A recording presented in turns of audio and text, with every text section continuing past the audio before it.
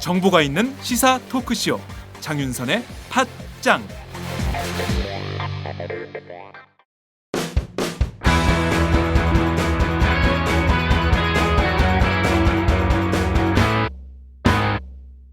색깔 있는 인터뷰. 색깔 있는 인터뷰 시작하겠습니다. 헌법재판소가 어제 국회의원 선거구별 인구 편차를 현행 3대1 이하에서 2대1 이하로 바꾸라. 이러면서 선거구 구역 획정표의 헌법 불일치 결정을 내렸습니다. 헌법재판소의 이번 결정으로 정치권은 사실상 2016년 20대 총선에 맞춰서 선거구를 재편할 수밖에 없는 상황이 됐는데요. 그야말로 정치권에 지각 변동이 생길 걸로 보입니다. 정치권에 빅뱅이 온다, 이런 보도도 이어지고 있는데요. 선거제도 개혁 그리고 정계 개편에 대한 진보 정당의 입장을 심상정 정의당 원내대표님을 만나서 자세하게 얘기를 좀 들어보도록 하겠습니다. 이른 아침인데 어서 오세요. 네, 안녕하세요. 네, 10월의 마지막 날 팟짱의 첫 번째 출연을 하셨습니다. 애청자들을 위해서 가을 여자 컨셉 단풍 같은 인사 부탁드릴게요. 요즘엔 날씨 적응도 힘들어요. 근데 오늘 10월의 마지막 날이라고 하니까 갑자기 마음이 착 가라앉는 그런 느낌입니다. 헌법재판소가 국회의원 지역 선거구를 획정한 선거법 조항에서 헌법 불일치 결정을 내렸어요. 3대1에서 2대1 이하로 바꾸라, 이런 입법 기준을 제시하기도 했는데요. 이런 헌재의 판결 어떻게 평가하십니까? 그러니까 우선 이제 이 현재 판결이 어떻게 해서 이루어졌는지를 잘 모르시는 분들이 그렇죠. 많이 계신데요. 이제 저희 정의당이 올 1월 달에 그 인구 편차가 큰 지역에 6명의 당원을 청구인으로 해서 제가 정계 특위장으로 추진한 겁니다. 아, 그래요? 네. 근데 사실상 이번 판결을 이끈 주인공 이시네요. 그렇죠. 제가 정치개혁 특위장으로서 주도해서 심판 청구를 한 건데 저희도 이렇게 빨리 결론이 나올 줄은 몰랐어요. 2대1로 하는 것으로 방향은 잡힐 것이다, 이렇게 봤는데 내년 한 넘어가야 되지 않겠나. 그렇다면 그 이후에 굉장히 짧은 시간에 복잡하겠다. 그런데 헌재가 다행히 빨리 내줘서 바쁘긴 하지만 정치권에서 큰 고민을 할 수 있도록 해준 것 같습니다. 근데 어쨌든 국민의 평등권을 공고화했다는 점에서 당연히 환영을 하고요. 이제 지금 개헌이다, 오픈 프라이머리다, 정치개혁 논의가 한창인데 진정한 정치개혁의 마중물이 돼야 되고 이참에 선거제도 개혁에 큰 분수령이 되기를 바랍니다. 사실상 이번 결정으로 국민의 평등권이 좀 재조정된 측면이 있다라고 말씀하셨는데 일각에서는 1대1로 가야지 2대1도 웃기는 거 아니냐, 이런 얘기도 있어요. 그러니까 이제 그게 이제 행정구역상이라든지 또 주민들의 사는 거주지 거리라든지 여러 가지를 고려해서 딱 1대1로 되기는 어렵겠죠. 그러나 이제 영국이나 미국 같은 데는 선진국은 최대한 평균 인구수에 근접하게 선거구 획정을 하고 있고요. 프랑스 같은 데는 플러스 마이너스 20% 내 훨씬 더 우리보다 강화된 평등권이죠. 일본도 2대1을 넘지는 않습니다. 그러니까 그동안에 우리나라가 급격하게 도시화되면서 도시농촌 인구 격차가 크다 보니까 이거를 4대1, 3대1로 이렇게 해왔는데 2대1로 하는 것은 세계적인 추세를 놓고 볼 때도 더 서둘렀어야 될 일이다. 2대1뿐만 아니라 가급적이면 평균 인구수에 근접해 가는 것이 평등권 실현에 다가가는 것이다. 그렇게 생각합니다. 네. 당장 국회가 이제 2016년 4월에 총선을 실시하게 되는데 이 20대 총선을 앞두고 선거구 구역을 개정을 해야 되는 상황이 됐어요. 어제 보니까 여야 뭐 대변인들이 이거 뭐 어떻게 해야 되는지 영호남 특히 선거구가 굉장히 줄어드는 경우에는 굉장히 당황해하고 뭐 계신던데요. 정치권 내부 분위기는 좀 실제로 어떤가요? 그래서 그동안에 이제 이번 과정에서 네. 개헌이나 오픈 프라이머리보다도 네. 개헌의 정당성을 부여하기 위해서도 그렇고 오픈 프라이머리의 개혁성을 부여하기 위해서도 선거법 개정이 가장 중요한데 제가 그동안에 여야 지도부들을 쭉 만났을 때 선거법 개정에 대해서는 비교적 소극적이었어요. 네. 그런 상황에서 선거구 개편을 전면적으로 하지 않으면 안 될 상황이 왔기 때문에 일단 좀 당혹스러울 거라고 보고요. 또 이게 그 선관위 자료 보면 62곳 그러니까 상한선 하한선 2대1 기준 했을 때 넘어서는 데가 62곳이라고 하니까 사실상 그 인근 지역까지 주변 선거구까지 경계를 바꾸려면 사실상 전체를 다 조정해야 되고 특히 이제 영호남 같은 경우는 이게 어떻게 되느냐에 따라서 의석수가 줄게 되니까 뭐 당연히 당사자들은 굉장히 심각하게 받아들이실 것 같아요. 네. 특히 이제 영호남의 특히 이제 그 호남이 굉장히 지역적으로 열세다라는 주장을 굉장히 많이 해서 새정치민주연합이 더 당황하고 있는 측면이 있고 사실 이완구 대표 원내대표 그리고 김무성 대표도 자신들의 지역구가 조정의 대상이 되면서 굉장히 당황하고 있는 기색이 역력한 것 같은데요. 예컨대 이제 그 영호남은 줄고 수도권 그리고 충청은 좀 늘어나는 상황이 된 거예요. 이게 정치권의 지각 변동이 구체적으로 어떤 방식으로, 그러니까 실질적으로 언론에서는 이번 기회로 지역주의도 실제 완화될 수 있는 측면이 있는 거 아니냐 이런 분석도 나오더라고요. 근데 이제 우선 뭐 새정치연합이 딱 불리하다고 볼 수는 없을 것 같아요. 그러니까 선관위 자료를 보니까. 네.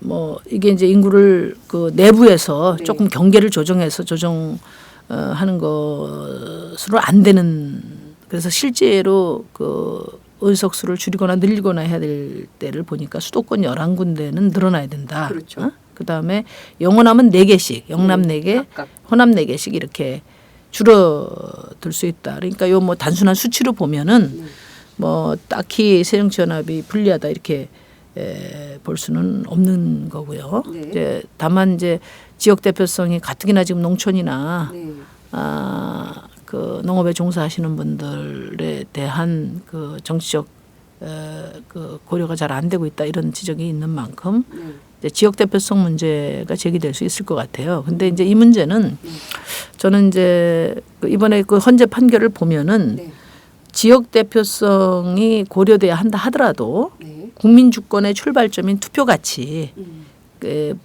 평등보다 우선될 수는 없다. 그리고 이게 이제 국회의원 나라 일을 심의하는 기구니까요. 그런데 이제 저는 이제 지역 대표성만 중요한 게 아니라 국회는 모든 국민을 골고루 대표할 수 있어야 되거든요. 그러니까 지역뿐만 아니라 계층, 그다음에 세대를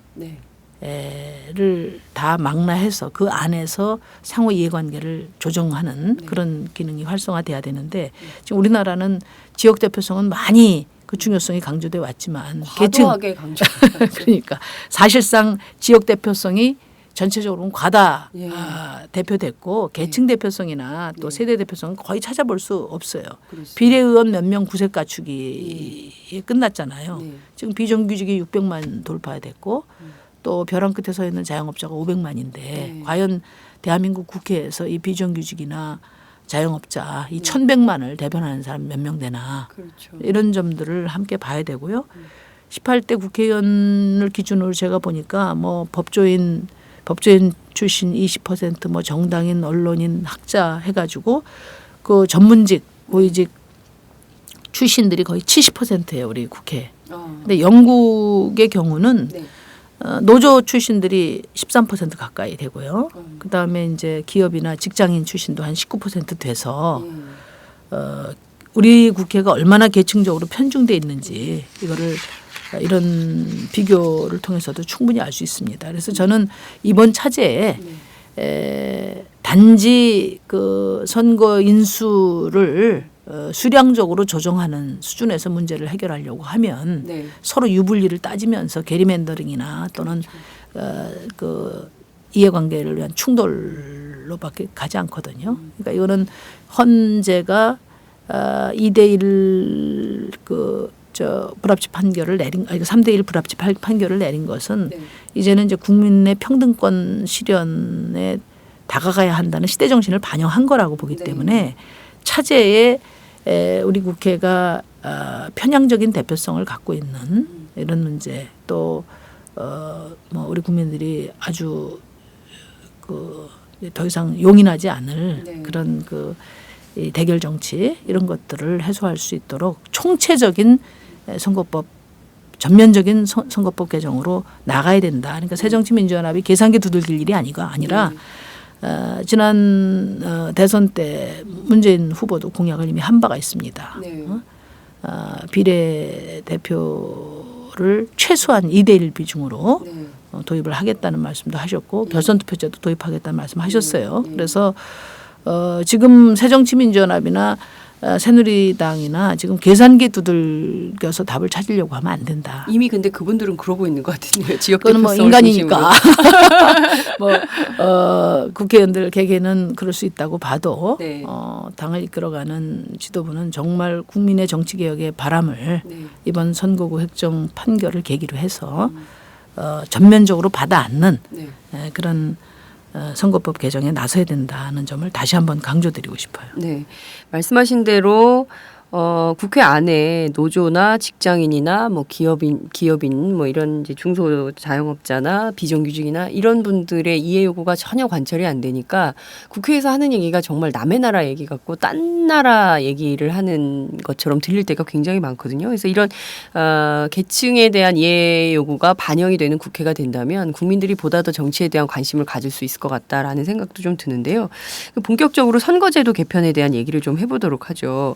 이를테면 지금 선거제도 개혁은 사실 정치권 내부에 굉장히 오래된 숙제이긴 한데 잘 안 풀리는 숙제입니다. 그리고 뭔가 할 듯 하면서도 결과적으로는 전혀 달라지지 않는 방식으로 가고 있는데 지금 단계에서 새로운 선거제도의 개편의 방향 어떤 방식으로 풀어야 된다. 방금 뭐 이렇게 큰 틀에서의 이제 그 방향은 설정을 해주셨는데요. 구체적으로 좀 어떤 방식으로 개편이 돼야 된다고 보십니까? 그러니까 뭐 선거법 개정의 필요성, 우리나라의 지금 소선거구 네. 단순 다수 대표제가 그렇죠. 그 국민의 그 평등권 실현의 측면뿐만 아니라 네.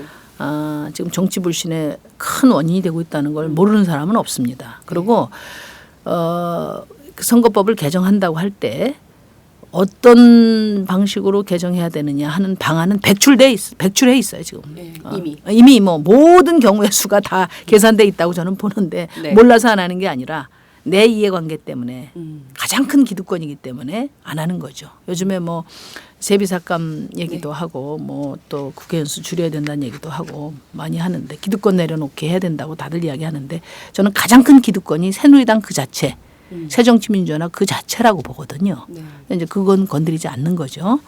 근데 지금 국민들이 정치 불신하는 건 딱 두 가지라고 봐요. 소모적인 대결 구도. 네. 이제 진절머리 난다. 더 이상 용납할 수 없다 이거고. 네. 저도 지역구 다니면은 보너스 세비 토해내라고 하는 분도 계시는데 그다음에 또 하나는 기득권 편향 정치거든요. 이 두 가지인데 문제는 뭐 서로 격렬하게 대립하고 갈등하는 거는 네. 이해관계가 다른 정치적 대변자들이 모여서 그 이해관계를 조정하는 과정에서 대립 갈등은 당연히 있는 거거든요. 네. 그러니까 그것이 문제가 아니고 네. 문제는 대립은 격렬한데 네. 내용이 없는 거죠.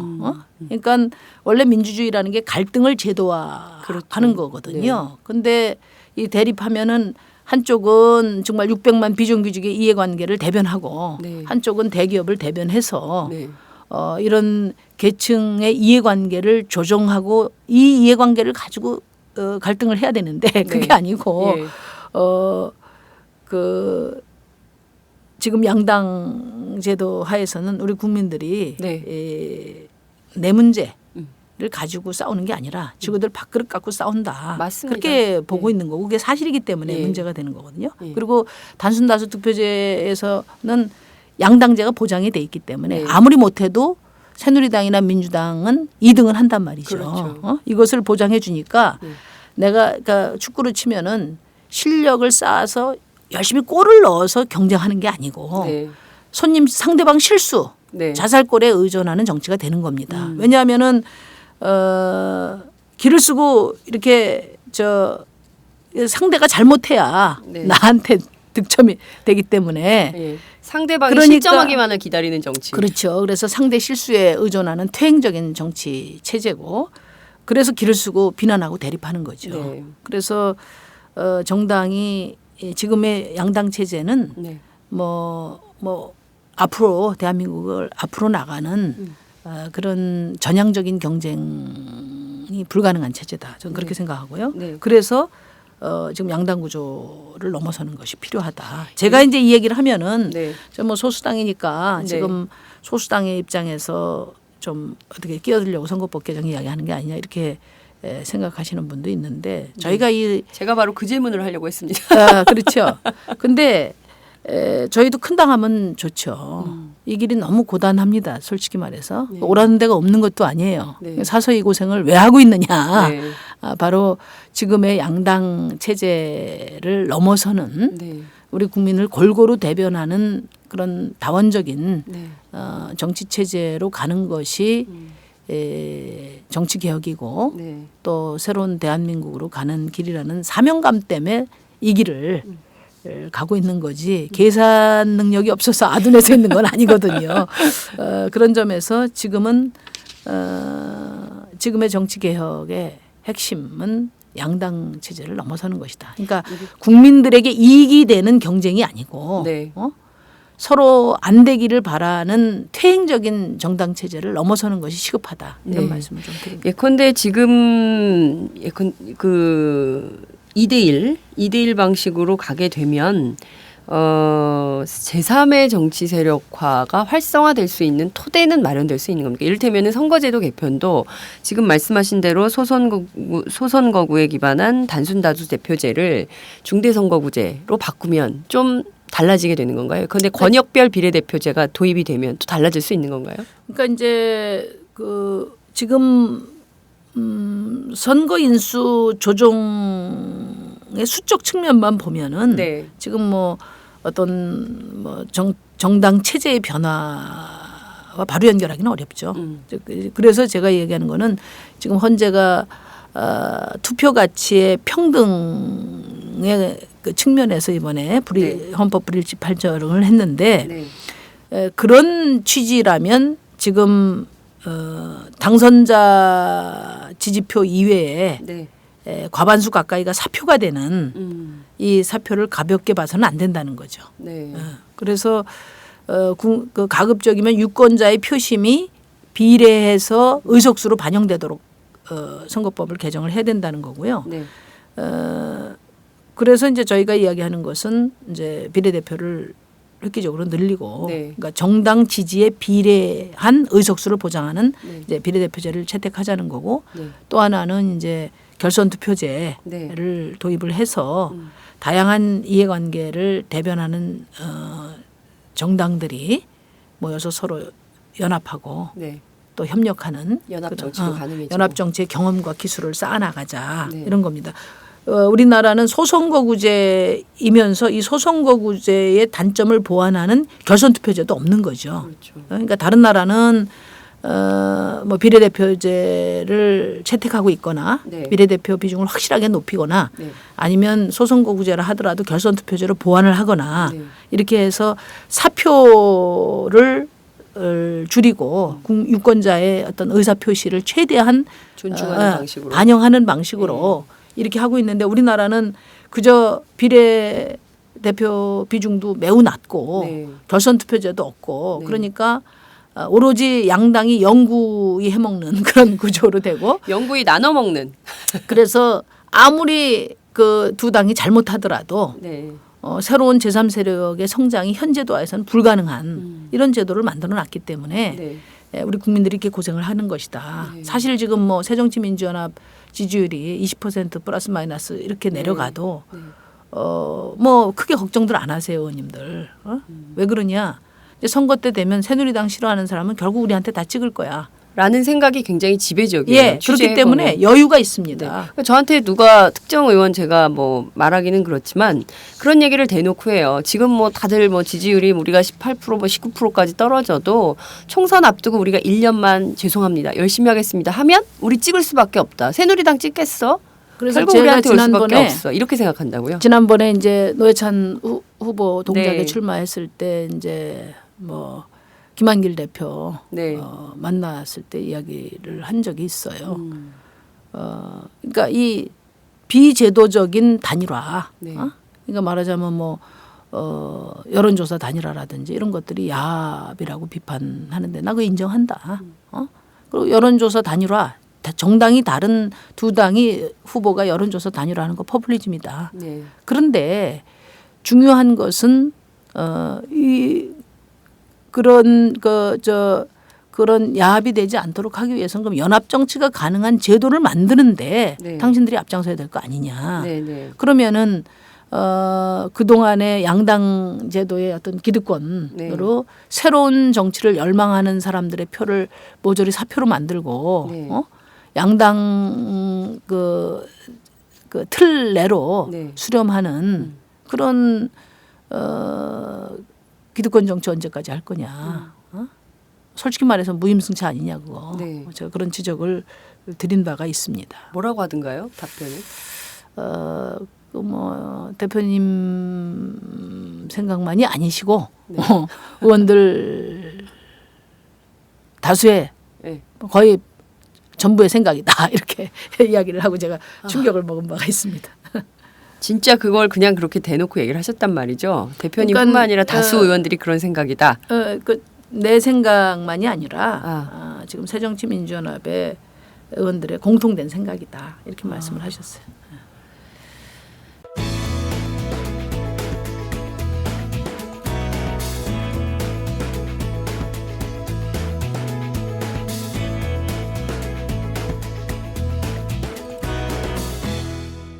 장윤선의 팟짱.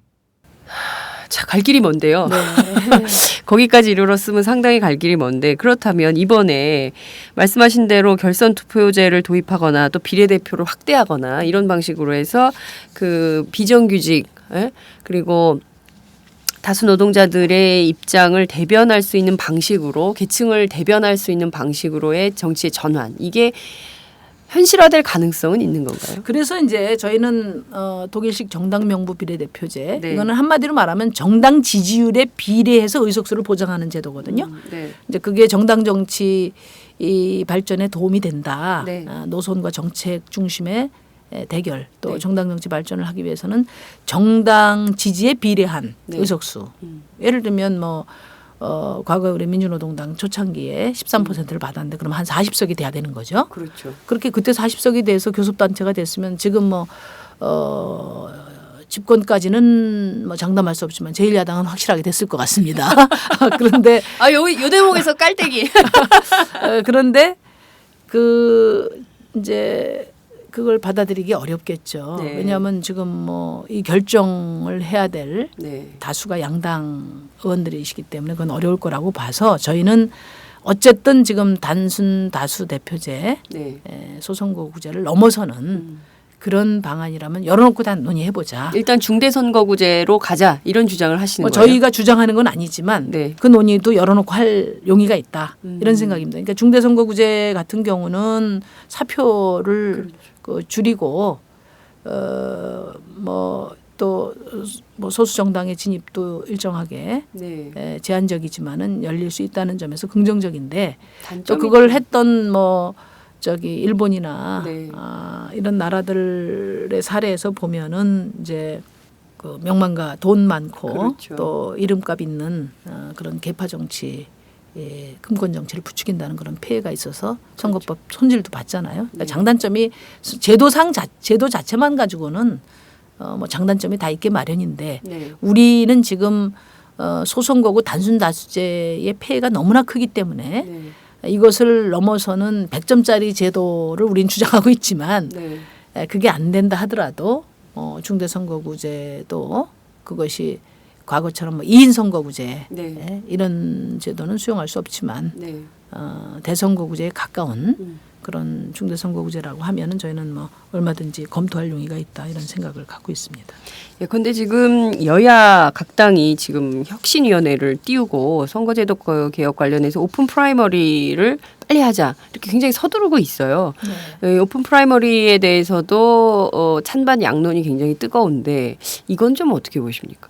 그러니까 지금 뭐 여러 양당이 가지가 좀 이야기하는 엮여 있어요 지금. 네. 네. 양당이 이야기하는 오픈 프라이머리는 이제 두 측면인데 하나는 하향식 공천을 네. 상향식으로 하자는 거하고 선출 권한을 당원인뿐만 아니라 국민에게 네.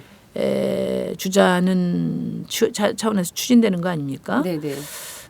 그동안에 하향식 공천이 국회의원 줄 세우기 계파 정치를 심화시켰다는 점에서는 저는 상향식 전환은 긍정적이다. 네. 뭐 저희 정의당은 진작에 처음부터 당원 직선제로 네. 상향식 공천을 해왔죠. 네. 그런데 어제 새누리당 김무성 대표 연설을 보니까 이 오픈 프라이머리를 모든 정당에 적용하도록 법적으로 제도화하자. 네. 뭐 이런 제안처럼 들려져서 깜짝 놀랐어요. 그러니까 공직 후보 선출 권한은 정당의 고유한 권한입니다. 네. 그러니까 우리 당의 공직 후보를 어떻게 선출할 것인가는 정당이 결정할 문제지. 네. 그래서 새누리당이 오픈 프라이머리를 채택하는 것은 뭐 그 새누리당의 권한이지만 네. 그것을 정의당에게까지 강제하는 모든 정당에 강제하는 법제화 네. 그것은 헌법상 정당의 권한을 침해하는 것이다. 다만 예를 들어서 새누리당과 새정치민주연합 또는 어떤 당이 이것을 하려고 할 때 네. 그 선출의 어떤 그 뭐 예를 들면 뭐 이중 명단을 제한한다든지 하는 이것을 네. 지원하는 네. 그런데 법률적 조치가 필요하다면 뭐 그건 검토해 볼 수 있다 이렇게 보고요. 그러나 오픈 프라이머리 자체를 모든 정당에게 강제로 법에 적용하는 것은 그거는 위헌 소지가 크다. 그리고 이건 있을 수 없는 일입니다. 근데 오픈 프라이머리를 또 그렇게 안 하면 효율성도 없다 이런 주장도 하더라고요. 이를테면 다 같이 하지 않고 한 정당만 하는 것이 그 무슨 의미가 있냐 뭐 이런 얘기가 또 있거든요. 그거는 이제 그 공직 후보 추천에 대한 정치적 의미에 대해서 기본적인 인식이 안 돼 있는 거다 저는 그렇게 보거든요. 네. 정당은 원리상으로 계층 대표성과 당파성을 갖는 거죠. 네. 그러니까 새정치민주연합하고 새누리당하고 정의당이 왜 다른가? 네. 그건 당파성이 다른 거죠. 지지하는 계층도 다르고 또 그렇기 때문에 정책의 방향도 다른 것인데, 네. 그러니까 국민 전체한테 투표권을 선출권을 준다는 것은 다른 측면에서 보면 정당별 뭐 이념이나 네. 노선 대신에 인물에 좌우되는 명사정당으로 갈 우려가 저는 굉장히 크다. 네. 전 세계에서 이 오픈 프라이머리 제도가 미국에만 있지 않습니까? 그렇죠. 그것도 생각해 볼 문제고 네. 미국에서도 초기부터 지금까지 이 제도를 적용하는 과정에서 예를 들면 대중매체와 또 선거 자금 동원력이 있는 후보가 절대 우위에 놓인 그런 현실이 있어요. 그래서 이게 뭐 다른 당에서 오픈 네. 프라이머리를 채택하는 것을 우리가 찬성 반대할 일은 아니지만 네. 지금 우리 정당 체제의 가장 큰 문제점이 정당의 정치적 주소가 불분명하다는 점에 있다는 것을 염두에 둔다면은 네. 공직 후보라는 게 우리 정당의 입장을 대변할 수 있는 네. 그런 선수를 출전시키는 거 아니겠습니까? 네, 그런 점에서 보면 오히려 정당의 정체성을 강화하고 그 지지 기반을 바탕으로 이해관계를 조정하고 타협을 해나가는 그런 타협의 정치로 가는 길에 긍정적이지 않다. 네. 명사정당으로 전락될 가능성이 많다. 네. 이런 저는 부정적인 평가를 내리고 싶습니다. 이를테면 이번에 선거구 획정 헌법 불합치 결정에 대해서 정치권 내부가 술렁해 있는 것은 어떻게 보면 앞서 말씀하신 대로 내 밥그릇이 어떻게 되는 거야? 라는 측면에서 굉장히 정치권 내부가 분주해진 측면이 있고 또 국민들 입장에서 볼 때 저것이 어떤 변화를 가져와서 결과적으로 나에게 국민적 이익으로 돌아가는 것일까라는 관점에서 보는 것 같습니다. 특히 그러니까 이제 그 아까도 뭐 중대선거구제 얘기도 나왔는데요. 그러니까 지금 우리나라 정치가 뭐 언론에서도 그런 얘기하지만은 이거 뭐 자영업자들의 협동조합이지 현대적 의미에서 정책 정당, 이념 정당으로 발전하지 못하고 있다. 뭐 오히려 대기업 같은 데는 사원을 키우기라도 하는데 지금 정당은 정치인을 키우지도 못한다. 그래서 제가 그 정치인이 된 이후에 가장 크게 느끼는 것이 다른 여러 직업과 달리 이 정치인의 어떤 소명이랄까 이런 동기조차도 매우 이제 그 형이화돼 있는 거 아니냐. 그래도 과거에는 정치인하면은 실제로는 그렇지 않다 하더라도 어떤 국민들에게 봉사하고 공익적 가치에 복무하는 이런 자세가 돼 있는데 지금은 뭐 이번에 일본에 가 보니까 일본도 세습 그 의원들이 굉장히 많던데 이게 뭐 권력이나 명예나 또는 가문의 영광이나 이런 사익 추구로 이렇게 뭐 더 갈 수 있지 않느냐 이런 걱정이 좀 많이 됩니다. 실제로 정치가 국민 생활을 바꿀 수 있는 키를 갖고 있는 거 아닙니까? 그리고 정치가 잘해줘야 국민들도 제대로 된 제도 안에서 정말 안전하게 살 수 있는데 지금 보면 말씀하신 대로 정치권 내부가 밥그릇 챙기기에 여념이 없으니 국민들이 어디 마음 둘 데가 없거든요. 특히 말씀하신 대로 여야 양당 구조가 고착화되면서 제3의 정치 세력화는 굉장히 멀어졌다. 특히 진보 정치에도 실망한 국민들이 굉장히 많이 있거든요. 그러니까 이 측면에서 도대체 진보 정치의 자기 역할 그리고 제3의 정치 세력화는 부활할 수 있는 건가에 대한 전망도 좀 필요할 것 같아요.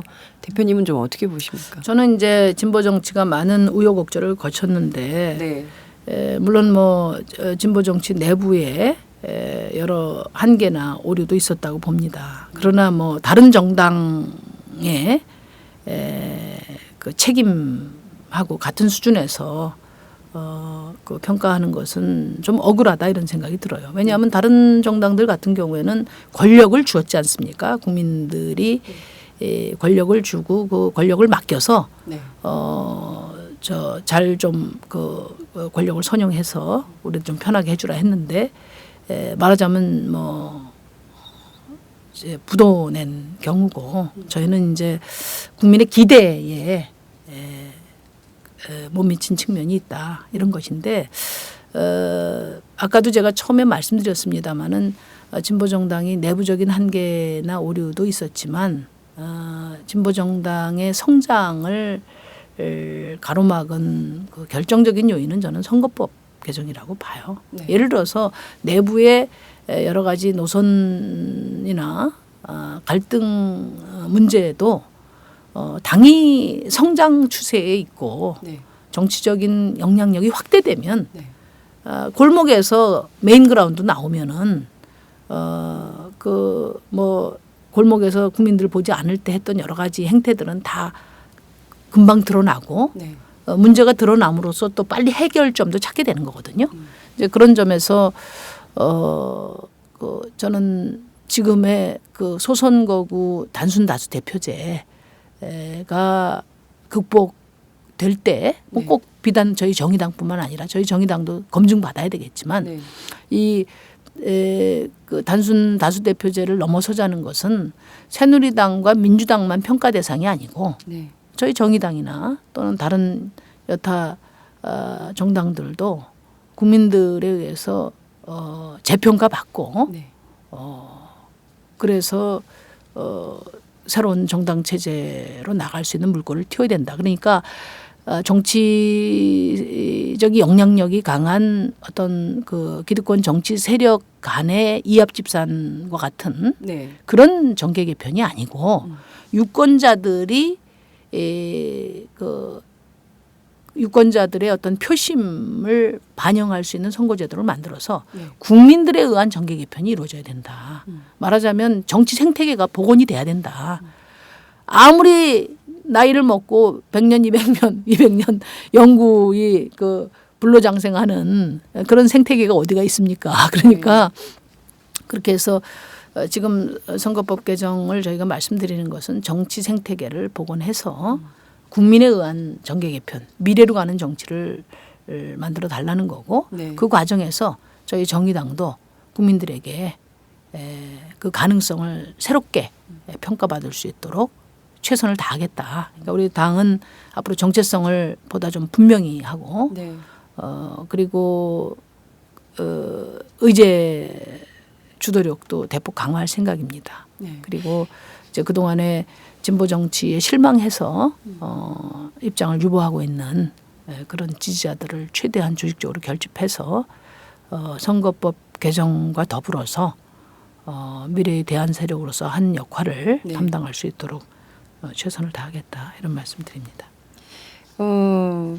정의당뿐만 아니라 통합진보당도 그렇고 물론 이제 통합진보당 2012년 그 비례경선 문제 때문에 막 굉장히 진보 정치가 고통을 겪은 측면이 있는데 최근에 보면 진보 정치, 진보 정당들의 존재감이 없다는 얘기를 굉장히 많이 듣습니다. 그러니까 정치권 안에서도 과거에 어떻게든 이제 균형을 맞추려고 그래요. 기자들이 기사를 쓸 때 이를테면 새누리당 입장 듣고 새정치민주연합 입장 듣고 진보 정당 입장을 꼭 들었었거든요. 과거의 패턴을 보면 그래서 어떤 한 사안에 대해서 반드시 진보 정당을 반영을 해서 기사를 썼는데 요새는 거의 안 그러거든요. 양당 얘기만 듣고 그냥 빼버려요. 그러니까 사실상 존재감이 완전히 없어진 측면이 있는데 이 측면에서는 좀 진보 정치 내부에서도 그렇게 스스로 좌초한 측면은 없지 않냐라는 비판도 가능할 것 같아요.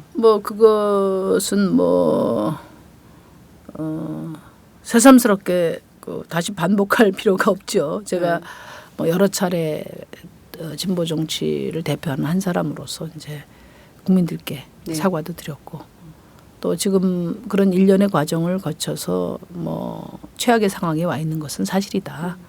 그러나 정치라는 게 실패가 영원한 실패가 아니고 네. 또 성공이 영원한 성공이 아닌 만큼 그동안의 시행착오를 그러니까 앞으로 그 새로운 그 정치 환경에서 큰 에너지를 발휘할 수 있도록 저희가 최선을 다하겠다는 말씀드리고 네. 이게 역경을 그동안에 겪어왔는데 이 역경의 말을 그 단어를 글자를 바꾸면 이력이 됩니다. 이력이 됩니다. 경력. 이력이 되는데 이게 오묘한 말이잖아요. 네. 그러니까 이런 시행착오를 앞으로 어떻게 그 국민들이 신뢰할 수 있는 힘을 만드는 토양으로 삼느냐 하는 것이 중요하다고 보고요. 저희가 추구하는 가치나 네. 노선이 시대 정신과 부합하고 또 저희의 이런 시행착오가 저희 정의당에 참여하고 있는 정치인들의 사적 이해 관계가 아니고 네. 국민의 이익에 확고히 서 있다면 저는 이제 정치 제도의 변화, 네. 환경의 변화와 맞물리면서 국민들이 다시 주목하게 될 거다 이렇게 생각하고 네. 그다음에 언론에서 이제 아예 진보 정당을 취급을 안 한단 말이에요. 네. 너무 많아서 너무 의석수가 작아서 이렇게 말씀하시는데 그래도 언론은 다뤄 주셔야 된다. 솔직히 말씀드리면 진보 정당은 존재감이 없지만 양당에 대한 국민의 불신은 하늘을 찌르는데 그렇죠. 그래도 이제 다루지 않습니까? 네. 그러니까 저는 사실은 지금 양당이 대변하고 있는 국민 기준으로 볼 때 네. 대표성이 상당히 과소대표되고 있기 때문에 네. 작은 의석이라 하더라도 다수 국민을 대변하는 그런 가치와 노선 정책이 큰 의미가 있다. 그런 점에서 핑계 대지 마시고 열심히 다녀주시기 바랍니다. 네. 그 선거제도 개편이 정치권 이해관계가 아니라 국민적 논의에 기반한 선거제도 개편이 돼야 된다라는 말씀을 해주시고 계신데요. 정치권 안에서는 개헌 논의가 굉장히 뜨거운 것 같습니다. 네. 그 어제 저기 뭐야 대표 연설에서도 문희상 대표께서 개헌 특위를 만들자. 그리고 이제 김무성 대표는 정계 특위를 만들자. 뭐 이런 주장을 하셨는데요. 개헌론 어떻게 좀 보시나요? 일단 지금 국민들 70%가 개헌 논의해야 된다는 거고 네. 또 국회의원들도 대다수가 그런데 이 의미는 이대로 정치 갖고는 안 된다는 생각이 큰 것 같습니다. 근데 예를 들면 이제 제왕적 대통령의 권한을 좀 국회가 나누어서 서로 타협의 정치가 될 수 있도록 바꿔야 된다 이렇게 이야기를 하는데 저는 기본적으로 개헌의 필요성은 앞으로 한반도 통일 국가를 준비하는 차원에서 큰 틀에서 검토돼야 된다. 그리고 이게 의미를 갖기 위해서는 우선 첫 번째로 우리 국민을 골고루 대변할 수 있는 정당 체제가 갖춰져야 된다는 거고요. 두 번째로는 지금 가장 큰 우리 사회 문제가 격차 사회인데 이걸 해소하려면은 국민의 기본권 그중에서 사회권이 대폭 강화되는 방향이 돼야 된다. 사회권. 네. 그렇게 생각하고 그래야 국민의 이해를 중심으로 소통하고 타협하는 정치가 가능하고 그래야 그 권력 분점이 의미가 있다. 이런 생각입니다. 그래서 통일 한국을 대비하는 그 제7공화국 을 전망하는 그런 큰 틀에서 개헌 문제를 접근해야지 지금 기득권 정치 세력의 어떤 권력 분점이나 또는 뭐 생존 전략이나 이런 차원에서 이 문제가 협소하게 다뤄질 경우에는 지금 집권 세력의 장기 집권 전략으로 갈 위험이 매우 크다. 지금 이제 야당 새정치민주연합 쪽에서 뭐 지금 이원 집정부제를 많이 이야기를 하시는데 그 혹시 그게 그 새누리당과 새정치민주연합의 권력 분점을 희망하고 뭐 그렇게 될 거라고 생각하셔서 그런 게 그렇다면 그건 대단히 나이브한 생각이 아닌가 이런 지적을 드리고 싶고 진정으로 정말 그 타협의 정치로 가기 위한 그런 개헌을 말씀하시려면 무엇보다도 타협이 가능한 정당 체제를 만들어가는 선거법 개정에 올인해 주셔야 된다. 저는 그렇게 생각을 합니다. 그 선거법 개정을 함께 그러니까 국민적 관점에서 제대로 된 선거법 개정을 하려면 새정치연합이 같이 노력을 해야 가능할 텐데요. 이를테면 말씀하신 대로 새누리당이나 새정치연합의 권력 분점을 위한 방식으로의 개헌이 될 가능성도 저는 없지 않아 있다. 그 과정에 새정치민주연합의 몫은 없습니다. 지금 새누리당과 새정치민주연합이 지금 여론 국민 지지가 더블 스코어인데 더블 스코어인데 친박과 비박의 권력 분점 구도에서 기본적으로 그 추진되는 거 아니냐 이런 그 일각의 시각이 있는데 새정치민주연합이 지금 같은 그 국민의 그 불신 속에서는 이 권력 구조에서 어떤 뭐 한 축을 분점받기보다는 영원히 배제되는 그런 길로 갈 수도 있다. 그래서 이걸 뭐 헌법만 바뀌면 뭐가 해결될 것 같은 그런 식의 그 안이한 발상이 아니라 진정으로 지금 그 편향 대표성을 갖고 있는 현재의 어떤 국회 그리고 소모적이고 대결적인 양당 체제를 서는 그런 살신성인의 결단이 필요합니다. 사실 새정치민주연합이 독일식 정당 명부 비례대표제나 결선 투표제를 이야기해온 게 어제 오늘의 얘기가 아니란 말이에요. 그렇죠. 선거 때만 되면 공약을 내걸지만 선거 끝난 다음에 이것을 진지하게 네. 실현하기 위해서 노력해보는 정치는 저는 한 번도 보질 못했습니다.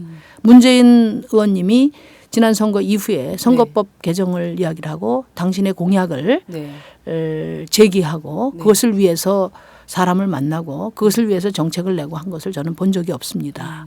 그러니까 제가 그 새정치민주연합의 분들하고 만나면 이제 말씀은 그거예요. 그 뭐 여당이 마음을 먹어야 되는 거지 우리가 한다고 되나 저쪽에서 반대하는데 이런 늘 말씀을 그 하시죠. 하죠. 그러네 그런 기준으로 하면은 소수당이 야당이 할 수 있는 건 아무것도 없습니다. 맞습니다. 그러니까 저는 다른 문제에 대해서는 야당임에도 불구하고 정책도 내고 법도 내고 또 싸우기도 하는데 왜 선거법 문제에 대해서만큼은 여당의 그 핑계를 대고 아무런 노력을 하지 않느냐. 네. 그것은 새정치민주연합 의원님들의 가장 큰 기득권이기 때문에 그렇다. 그러니까 뭐 그렇게 제가 지적하지 지금- 않을 수 없습니다.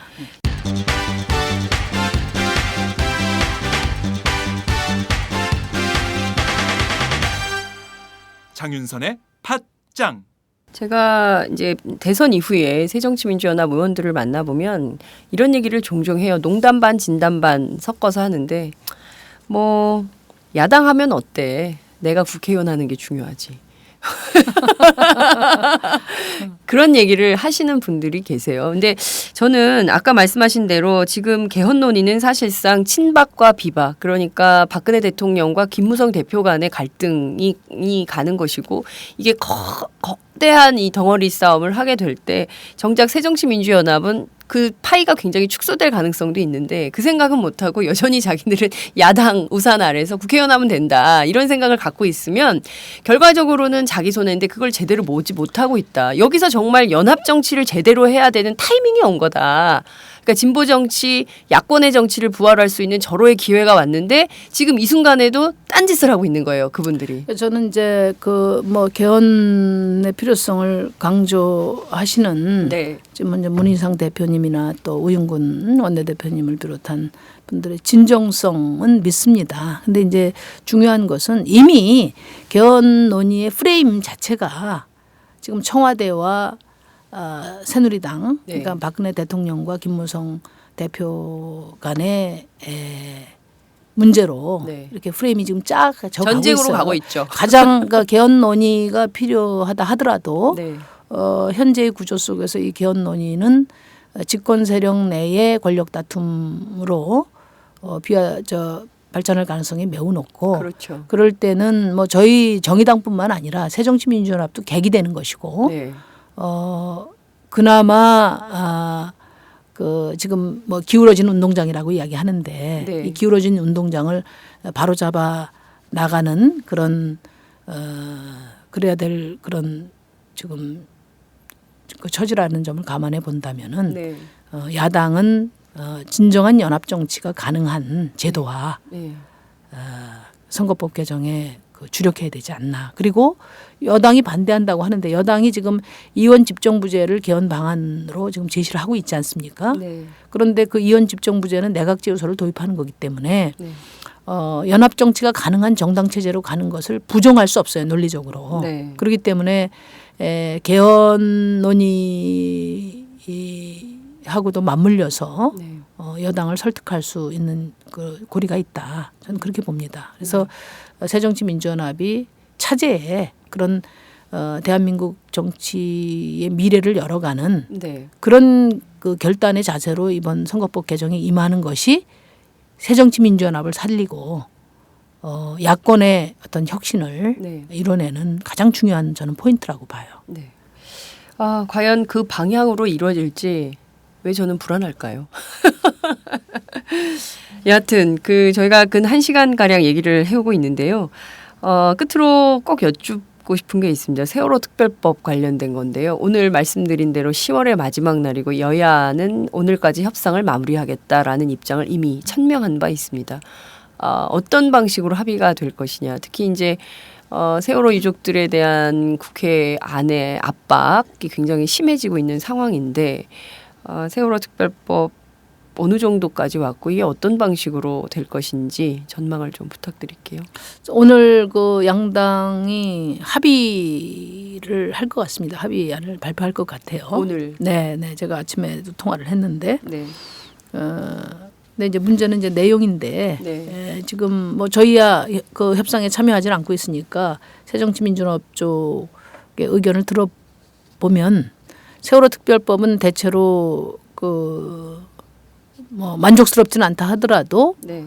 유가족들의 동의하에 합의가 이루어질 것 같다. 네. 다만 새누리당이 네. 정부조직법 처리와 연계시키고 있어서 네. 몇 가지 쟁점에 대해서 최종적으로 지금 잡고 있는데 네. 오늘 중에 마무리가 될 것 같다 이런 얘기고요. 네. 세월호 특별법 중에서 이제 우선 그 특검 추천권 문제는 아마 유가족들의 비토권을 보장하는 방향으로 이야기가 되고 있고 네. 진상조사위원회 구성과 관련해서는 진상조사위원장은 호선으로 하는 거죠. 호선으로 하는 거는 유가족 측에 준다는 얘기고요. 네. 사무처장을 대신 새누리당 쪽에서 예. 하는 것이고 그 외에 이제 쟁점이 이제 진상조사위원회 회의 운영의 공개화입니다. 네. 공개 쪽으로 가닥이 잡힐 것 같아요. 그래서 더 세세한 거는 봐야 되겠지만 뭐 유가족들 의사를 최대한 그래도 유가족들이 수용할 수 있는 네. 수준에서 합의를 하겠다는 또 그렇게 될 것 같다는 게 지금 전망이고요. 네. 대신에 이제 정부조직법 같은 경우는 네. 네. 이게 이제 대통령께서 말씀하신 거기 때문에 네. 새누리당이 협상의 여지를 두고 있지 않은 것 같습니다. 네. 그러다 보니까 세월호 특별법을 조금 열어주고 정부조직법은 이제 지금 국가안전처 네. 신설로 하되 네.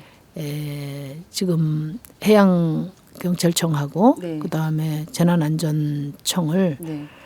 본부 체계로 바꾸되 기능은 뭐 최대한 그 여야 생각을 좀 좁혀내는 네. 그런 방향으로 지금 이야기가 되고 있는 것으로 네. 생각을 합니다. 사실상 그러면 정부조직법은 새누리당의 입장을 대폭, 정부의 입장을 대폭 반영하는 방향으로 가고 세월호 특별법은 유족들의 입장을 반영하는 방식으로 이렇게 가는 걸로 보이는데 이를테면 해경은 그럼 해체가 되는 거죠? 그러니까 이제 그 이게 방향이 맞는 건가요? 참 네. 사실 납득하기 어려운 거죠. 그렇죠. 수학여행 가서 사고 났다고 수학여행을 없애고 또 뭐 인턴이 성추행 당했다고 인턴 제도를 없애고 뭐 이런 식으로 국가 운영을 할 수는 없는 건데 네. 이건 이제 대통령의 말씀 아닙니까? 그렇기 때문에 뭐 새누리당에서는 이제 절대적으로 지금 떠받들고 있는 것 같아요. 그래서 대신에 이제 그 기능이나 네. 또 명칭이나 이런 부분에 있어서는 뭐 최대한 그 새정치민주연합에서 한 가지라도 좀 그 야당의 입장을 반영하는 것이 마지막 협상으로 남아 있는 것 같아요. 네. 실질적으로 오늘 합의가 되면 다음 주에 입법 단계로 가는 거죠. 그 지금 오늘 합의가 되면 이제 여러 가지 좀 실무적으로 네. 조문화해서 5일 날 네. 대정부질이 끝난 11월 5일. 네. 네. 다음 날 본회의를 통해서 처리를 할 것으로 이렇게 봅니다. 그러면 11월 6일 목요일 본회의를 열고 처리할 걸로. 지금 5일로 이야기를 5일. 수요일이요? 하던데요. 네. 5일 날 대정부 질의가 있는데 중간에 하려나? 그건 한번 더 파악을 해봐야 될 것 같습니다. 네. 알겠습니다. 오늘 뭐 뉴스까지 꼼꼼하게 다 챙겨주셔서 정말 우리 독자들께서 세월호 특별법이 이런 방향으로 가는구나라는 것을 정확하게 잘 알 수 있도록 도와주셔서 정말 감사드립니다. 오늘 첫 번째 출연이신데요. 앞으로 정말 자주 나와서 이런 얘기들을 해주시면 정말 청취자들한테 큰 도움이 될 것 같다는 생각이 좀 들었고요. 끝으로 한 말씀 부탁드리겠습니다. 지금 참 절박합니다. 그 지역에 다니면 골목이 횡해요. 날씨가 추워지고 있지만 국민들 삶이 더 추워지고 있는데 지금 뭐 대통령부터 시작해서 여야 정치권 모두가 다 경제, 민생 이거 이야기를 하고 있는데 네. 아무리 재정 확장 정책을 써도 골목 시장에 기별이 안 오면 소용이 없는 거고 고용률 70%를 아무리 외쳐대도 단시간 계약직 만들어나면 우리 국민들 고통은 더 커지는 거 아니겠습니까? 네. 그래서 가장 중요한 것은 우리 국민들 모든 계층 네. 분야를 망라해서 골고루 대변할 수 있는 정당 체제가 갖춰져야 네. 저는 민생 문제도 제대로 해결될 수 있다. 그러기 위해서 또 뭐 지금 많은 국회의원들이 동의하고 있는 개헌 논의를 위해서라도 개헌 논의의 정당성을 위해서라도 지금의 양당 체제를 넘어서는 네. 그런 연합 정치가 가능한 다원주의를 실현할 수 있는 그런 선거법 개정에 힘을 모아 주십사 하는 당부를 드리고 이게 제3의 기득권이 없는 네. 정의당의 입장으로 자꾸만 이렇게 뭐 제한된 의견으로 이렇게 몰아가는 경향이 있는데 네. 지금 정치 개혁의 본질은 정당 내부 개혁도 중요하지만 정당 체제의 개혁이 더 중요하다. 네. 그 점을 다시 한번 말씀드리고 무엇보다도 보수 집권 세력의 네. 장기 집권 또는 영구 집권을 막기 위해서 야당이 비상한 그런 자세로 임해야 되고 그것은 연합 정치를 실질적으로 가능하게 하는 제도화다. 야당이 살 길은 네. 연합 정치의 제도화다. 저는 그 점을 강조하고 싶습니다. 네. 말씀하신 대로 어쩌면 야당에게 지금이 정치 개혁의 골든 타임이 될 수 있을 것 같다. 이때 선거제도 개혁을 국민적 입장에서 하지 않으면 그냥 만년 야당 그리고 만년 야당에서 또 소수 정당으로 밀려날 가능성도 있다는 점을 좀 잘 있는 게 아니라 저는 뭐 이미. 다들 인정합니다. 지금 문재인 의원님께서도 엊그저께 어디 강연에서 네. 비상한 말씀을 하셨고 지금 하도 요즘에 골든타임이라는 말을 안 써서 유행어. 제가 자제를 했는데 우리 장윤선 기자께서 말씀을 하셨는데 정말 지금 놓치면 안 된다. 그런데 제가 야당 의원님들을 만나보면 지금 어려우니까 더 움츠려드는 것 같아요. 그래서 더 새정치민주연합의 틀을 네. 고수하려고 하고 오히려 어떤 뭐 야권 연대나 또는 협력이나 이런 부분들을 더 옹색하게 보고 네. 그런 걸 보면서 좀 안타까운 마음이 많이 들었는데요. 네. 그것은 살기 위해서도 그렇고 네. 그다음에 대한민국 정치의 새로운 변화를 위해서도 그렇고 네. 또 무엇보다도 지금 우리가 대변하고자 하는 국민들의 삶의 그 미래를 위해서도 지금 야당이 결단해야 된다. 네. 야당이 살 길은 대한민국의 정치가 변화할 수 있는 길은 네. 연합 정치를 제도화하는 것이다. 저는 그렇게 말씀드릴 수 있습니다. 알겠습니다. 싶습니다. 네. 오늘 아침 일찍 너무 감사드립니다. 가을 여자 컨셉으로. 가을 여자 컨셉으로 한번 더 불러주세요. 네. 오늘은 솔직히 뭐 정치 얘기, 선거제도 이야기가 너무 딱딱한 얘기만 약간 가을- 사회 교과서를 읽는 듯한. 그러니까 네. 좀 재밌는 얘기로 한번 다시 모실게요. 제가 네. 그 지역구에서 우리 주민들 만나면 텔레비에서 볼 때는 진짜 강하게 봤는데 어쩌면 그렇게 2차 깔때기. 어쩌면 그렇게 미인이고 네. 또 아줌마처럼 푸근하고 그러냐 이런 얘기를 네. 제가 많이 듣는데 매스컴에서 그런 저의 본 모습을 보여드릴 기회가 네. 많지 않아서 안타깝습니다.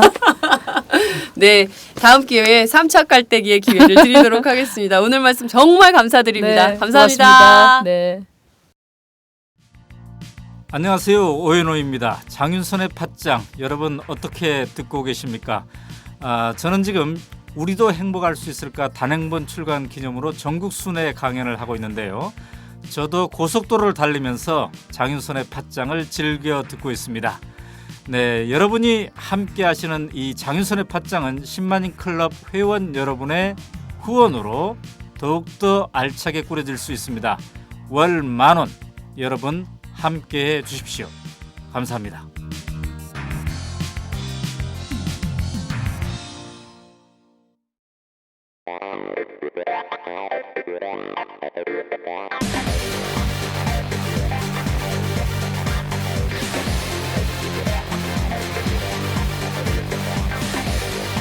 정보가 있는 시사 토크쇼 장윤선의 팟짱.